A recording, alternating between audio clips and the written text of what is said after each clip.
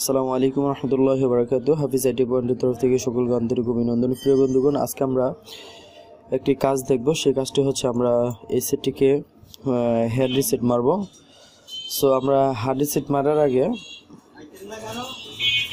আমাদের কিছু সেটিং সম্পর্কে আসলে অবগত থাকতে হয়। সেটা হচ্ছে যে আমরা যদি আমাদের ফোনগুলো হ্যান্ড রিসেট মারতে যাই, কিন্তু যদি আমাদের দেখা গেছে যে আমাদের ইমেল আইডিটা যেই প্লে স্টোরে দেওয়া ছিল সেই ইমেল আইডিটা যদি আমরা ভুলে যাই, আর ইমেল আইডির দেখা গেছে যে পাসওয়ার্ডটি ভুলে যাই, কিন্তু পাসওয়ার্ডটি কোনোভাবেই মনে করতে পারছি না, সেক্ষেত্রে আমরা যদি হ্যান্ড রিসেট করতে যাই, তো হ্যান্ড রিসেট করার ক্ষেত্রে আমাদের যে সেটিংগুলো দেখতে হবে, আর নতুবা দেখা গেছে আমাদের এফআরপি লক লেগে যেতে পারে, যেটা গুগল লক বলা হয় আর কি।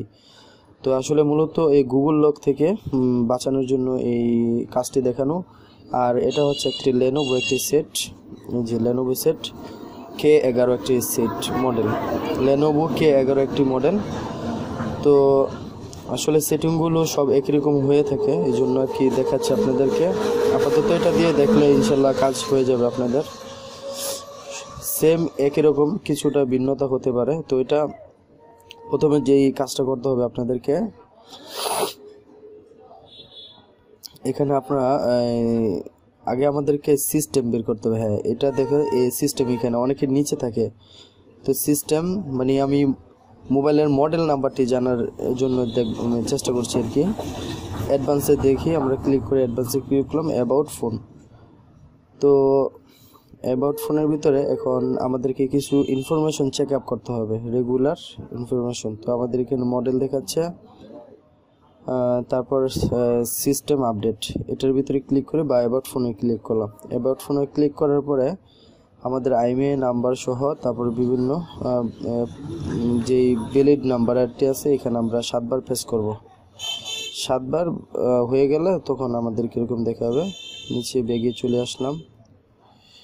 তো এটা দেওয়ার কারণ হচ্ছে কি, আমাদের কিন্তু আগে ডেভেলপার অপশনটি ছিল না, আর আমরা যখন 7 বার প্রেস করছি তখন কিন্তু আমার ডেভেলপার অপশন চলে এসেছে।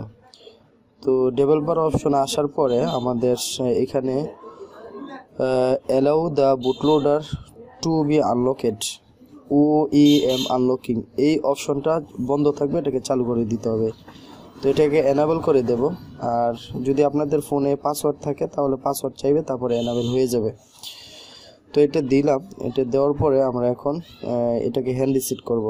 কিন্তু এটা না দিলে কিন্তু হ্যান্ড রিসেট করলে দেখা গেছে আমাদের ইমেল চাইবে এবং পাসওয়ার্ড চাইবে, তখন আমরা ইমেল এবং পাসওয়ার্ড দিতে ব্যর্থ হলে কিন্তু আমাদের সেটটি আর দেখা গেছে আমরা রান করাতে পারবো না, বা আমরা সচল করতে পারবো না। দেখা গেছে সার্ভিসিং সেন্টারে নিয়ে যেতে হবে, অথবা আমরা এফআরপি বাইপাস করতে হবে আমাদেরকে।